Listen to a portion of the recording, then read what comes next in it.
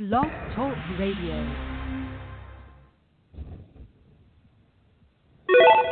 Round one. Fight, fight, fight, fight, fight.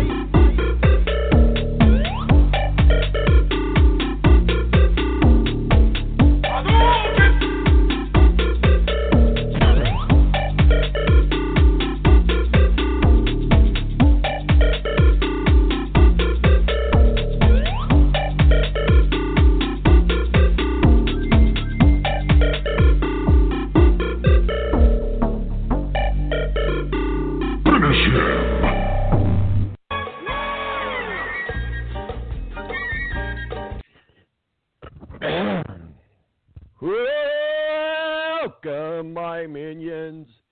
You have stumbled across the number one internet sports talk show in the world. Welcome also across this great land of the United States of America to our affiliate radio stations. You are my minions. You will pay homage to me for the next 2 hours. Why? Because I am your fearless leader. I will guide you through this crazy world of sports that we've got going on. And an exciting time it is to be talking about sports. We got Matthew-embury from Popular Open Wheel in our green room. Going to be talking with us about what's going on here in Indianapolis. Something big, something really big. Also, the Indy Mini Marthon today officially kicked off the month of May, even though they're not really associated with the Indianapolis 500. It certainly kicks off all the excitement here in the city. Also, Kentucky Derby, get your money down on your ponies. Gonna outrun a ghost this week or what? We'll be talking about that later on in the show with Mo from the BS Sports Show. We know where Romeo is. Oh, Romeo, wherefore art thou? We know where you are, and we'll be talking about that as well. And we also know where the Raptors are not. My name's tom-marquis, El Presidento, and I'll be back with our executive producer who, inside joke here, I saw him just sign in. Great name, Rick, there. My name's tom-marquis, El Presidente. We'll be right back. Tonight.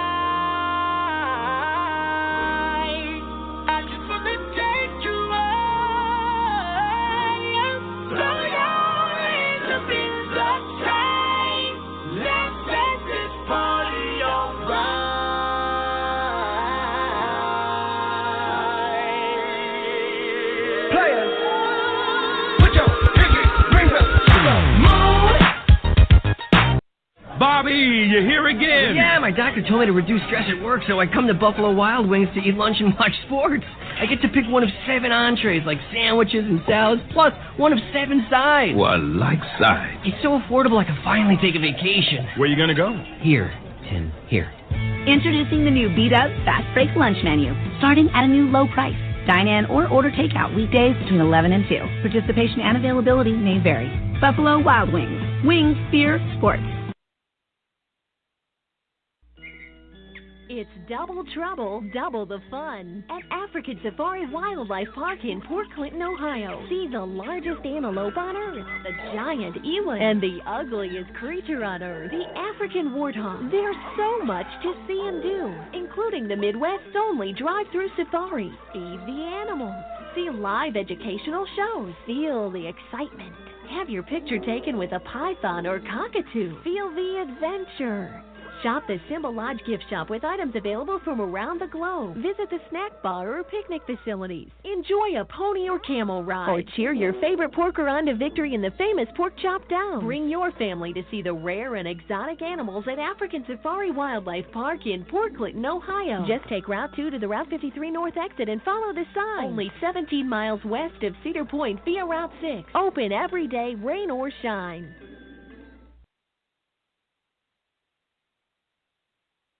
When you don't go to Geico.com, car insurance can be confusing. Like Swedish techno confusing. Bark, bark, meow, meow. Dance with me, purple cow. Bark, bark, meow, meow. Ooh, you lovely cow. Geico makes it easy. With 24/7 access, all you have to do is go to Geico.com and you could save money on car insurance. It just makes sense. Unlike, you know. Dance with me, purple cow. your move. When you don't go to Geico.com, car insurance can be hard. Like early 90s heavy metal hard. I'm yelling and screaming, and I'm loud. Roar. Geico makes it easy. You can review and update your policy or report a claim on Geico.com or the Geico mobile app. Because shouldn't we all have a little less stress in our lives? I'm not even upset about anything.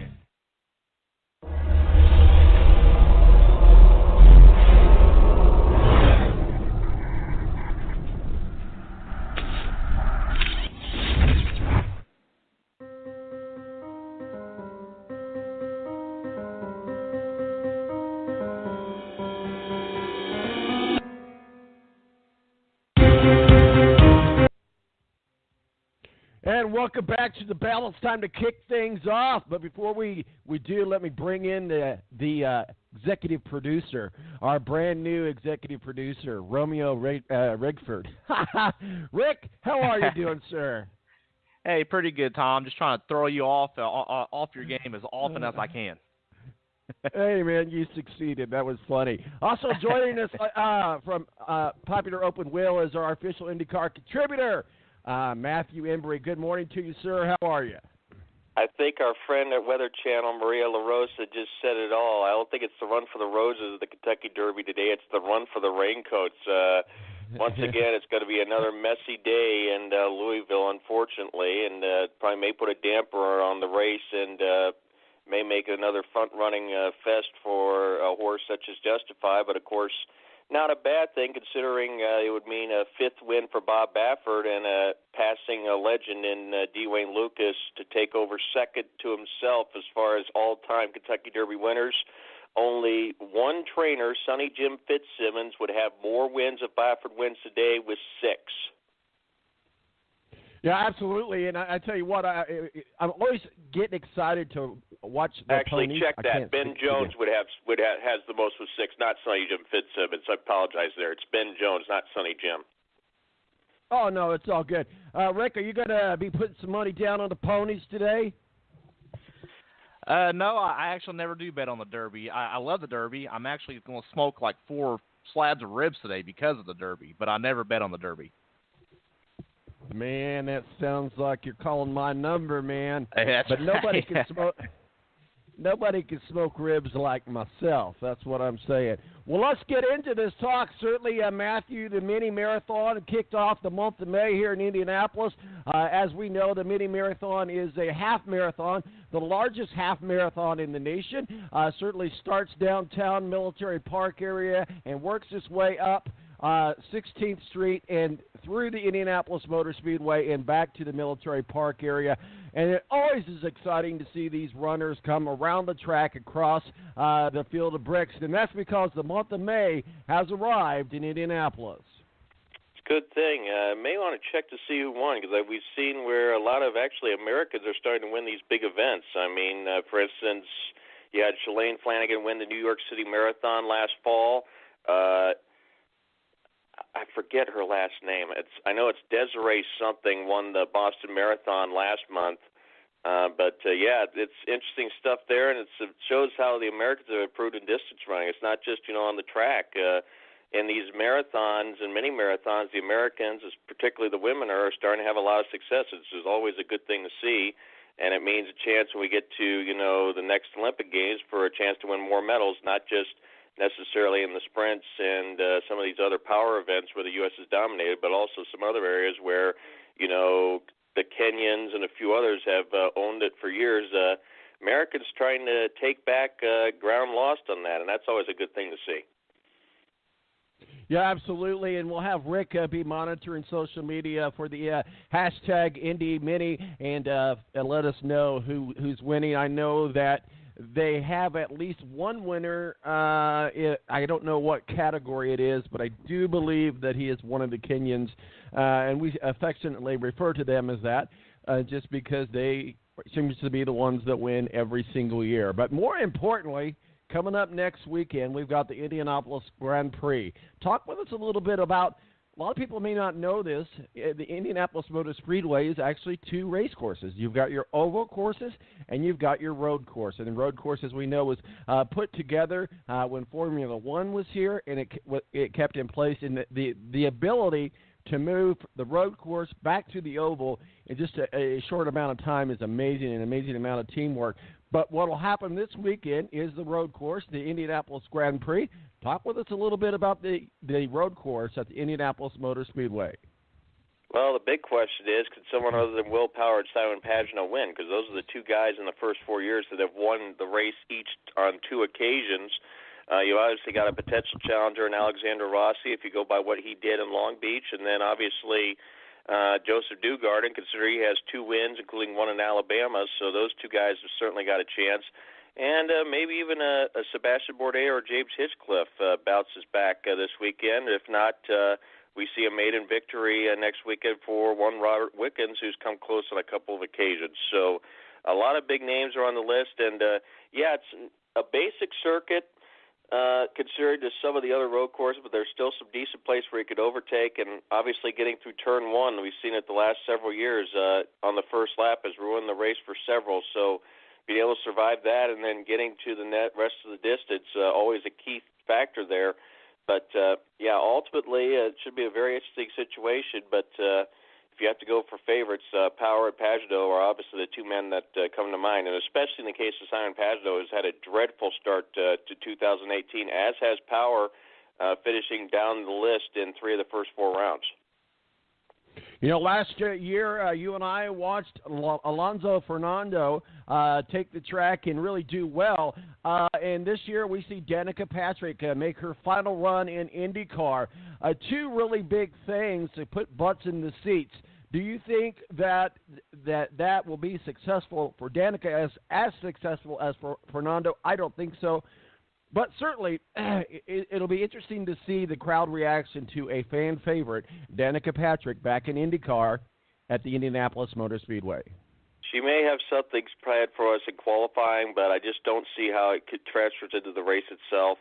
The fact that she did not have an opening stanza like Fernando Alonso did, I think the thing that put Alonso on the map as a potential contender was the outstanding performance he had during the ROP session.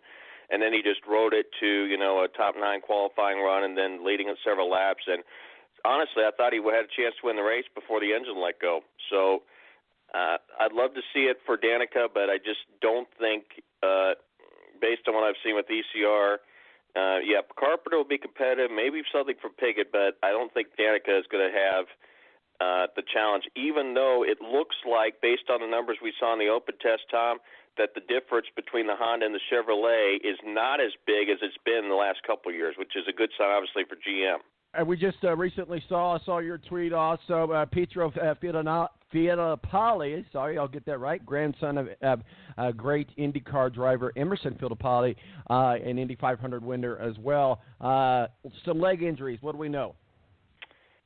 I think when I put down questionable, I think the word right now is doubtful right now. He suffered injuries to both of his legs.